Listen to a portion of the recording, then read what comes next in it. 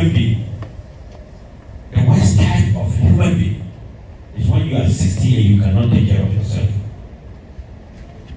Life becomes so difficult and hard. I have seen great men fall after 60. I've seen rich men crumble, sick men crowd after 60. I have seen rich men begging after 60 because there was no planning. Let us not have hope in our children that they will take care of us when we are 60 and above. No! When you have this in your mind, you will curse your children. Never ever believe that you want to be dependent on your children when you grow old. No! Depend on us, Ayariga, as a president. I will make you richer than you independent. Because the state is supposed to take care of you and make sure that you are able to be independent at least. You don't have to rely on anybody to have a house or to where to sleep. You don't have to rely on your children to come and give you job money. No. Your pension scheme will take good care of you. And I will enroll better pension scheme in order for every public worker, private worker, not only public worker, even when you are working for a company like Mr. Dr. Oben's company, the system will allow Dr. Oben to pay for your pension. When you are working for a private company, because we have the data of every company in this country and every institution, the system will allow you to get pension. The system will allow you to be able to access credit or housing loans facilities. So don't be worried where you work. Whether you work for government, you work for private, you work for anybody. The system has captured every business in this country. So there is a quota for you when you retire. No citizen of Ghana will be a burden to another citizen under my leadership. No citizen of Ghana will be a burden to another citizen under my leadership. When I'm president, even your child will not be a burden to you. That is my child as president, not your child. So there's going to be another policy called free delivery and free dialysis for the non-communicable diseases. When you go and give birth, it's free. No woman will have to cry because she's running to the hospital because she wants to give birth. She can't go to the hospital and stay at home and die of birth complications. No. You go to the hospital, you are taken care of lightly. The hospital is yours. So delivery in Ghana, birth delivery is free of charge. When you have diseases like diabetes, cancer, stroke and all that, your treatment is going to be free.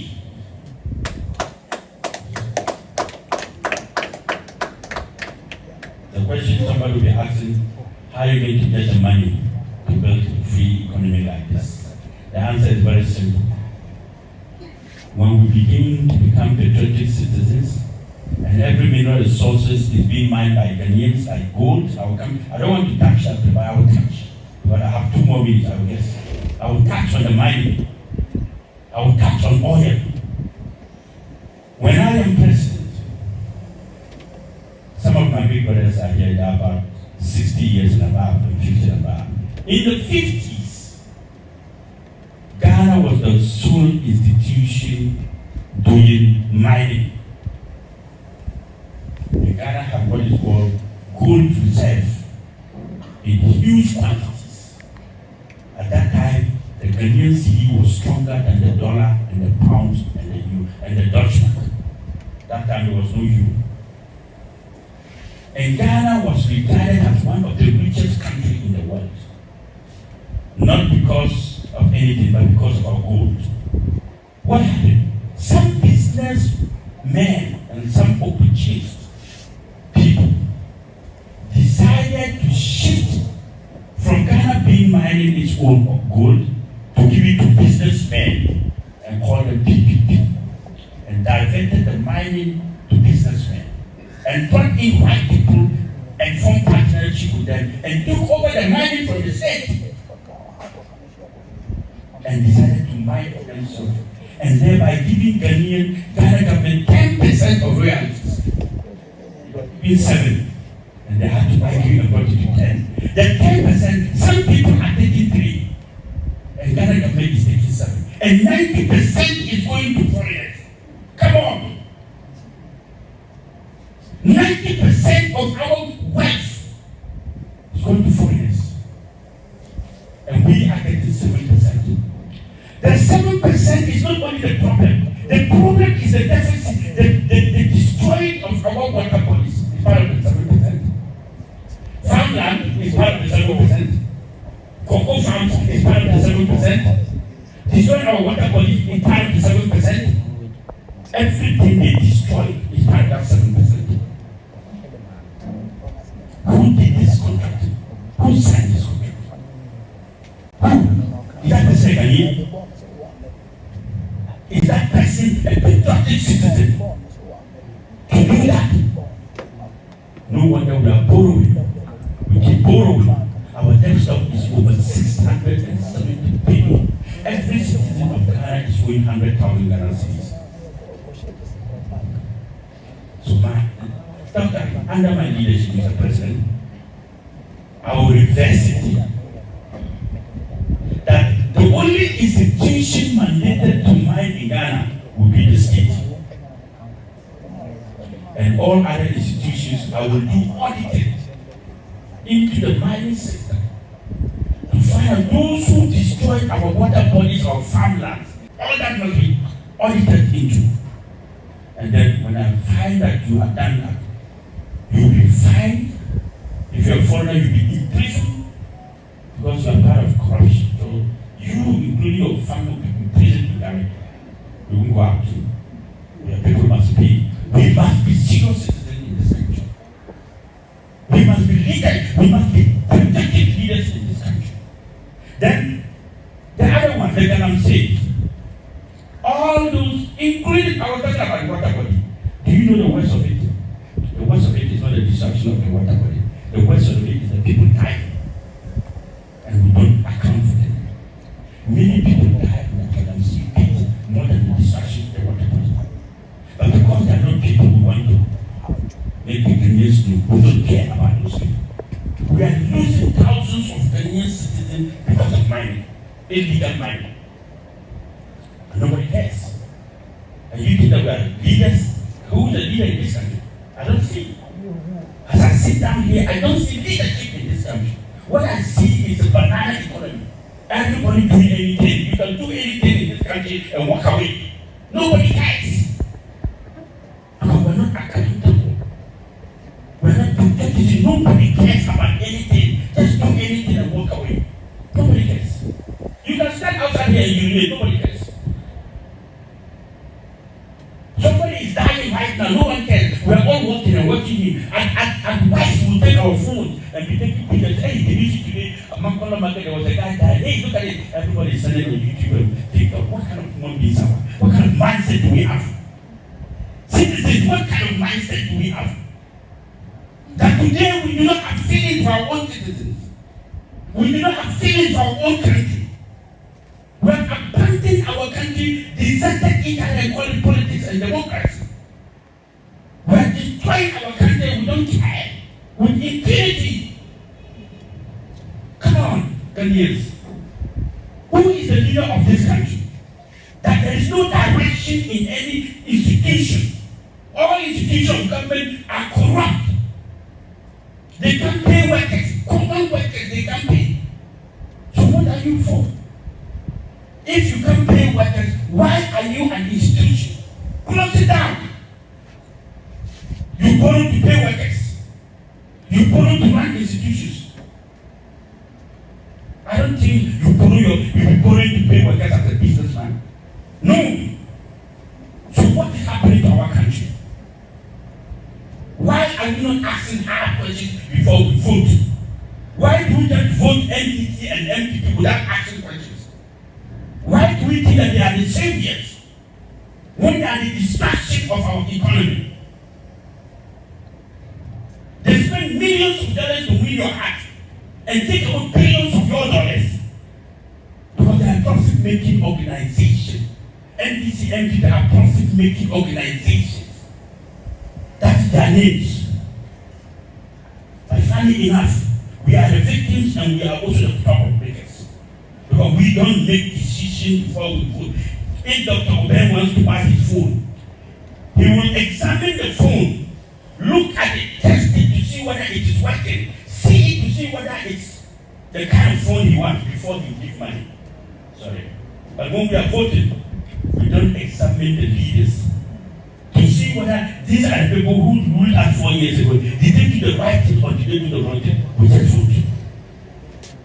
When can we do that assessment of our leaders before we vote?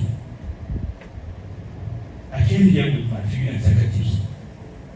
If it's NDC, they would have filled your room because the other advisors are coming in to take you.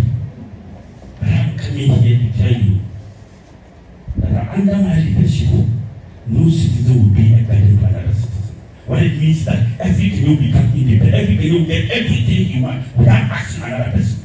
That's the meaning. That you live a comfortable life.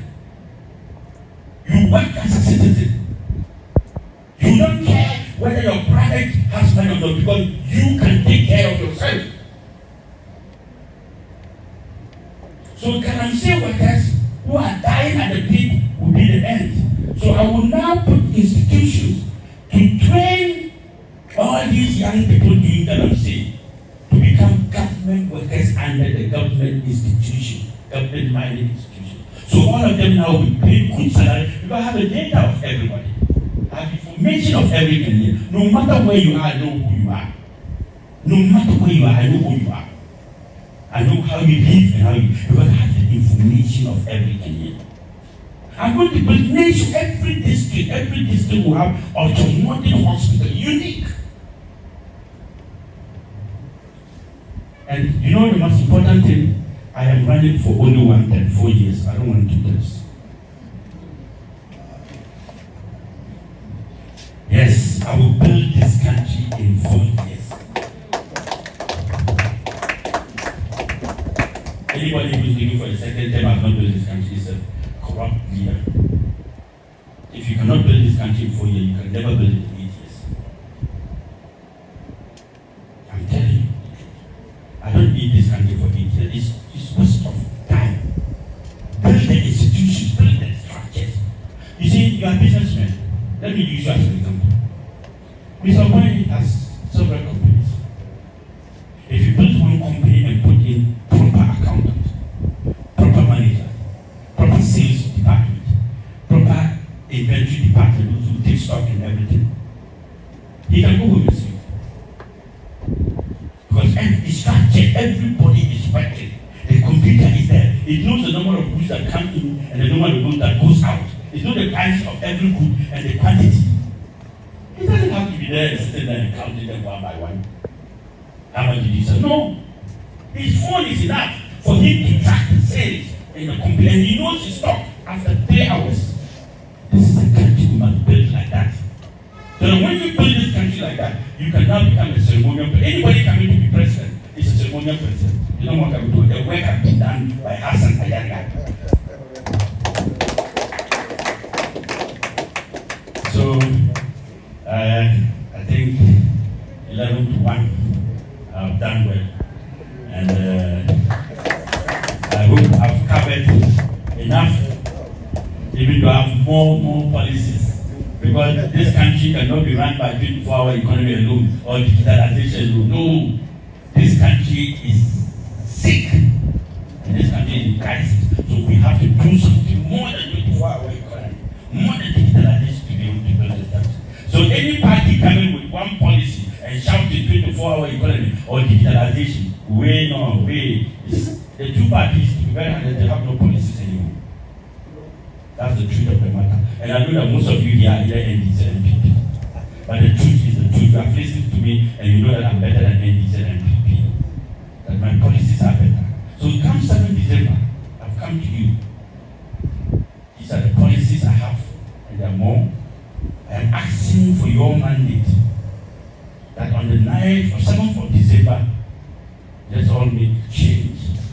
The change to vote as Ayariga number 9 and the APC presidential candidate. We believe in building institutions and policies. And I think that as president, all of you will have something to do. I run an inclusive governance concept. I don't run a winner-takes all kind of political system. So people will ask you, so if you become president, who is going to be on this? All of you are going to be Ghanaian citizens who work for Ghana and not APC. If I am president, I am not president of APC. I am president of the Republic of Ghana. And whoever I give job will not work as an APC member, will work as a citizen of Ghana to build Ghana. So ladies and gentlemen, number 9 on the 7th is my vote.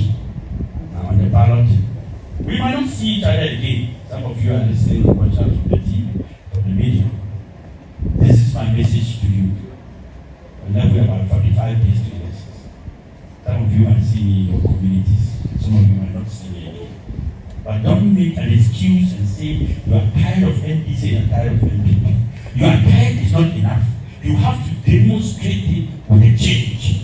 When you are tired of something, you change it. When you are tired of using one of your shirts or car or bicycle or motorbike, you sell it and buy another one. You don't keep it again. So if you are tired of NDC and tired of NPP, this is Billions-Hassan Ayariga. Thank you very much. Thank you. Let's give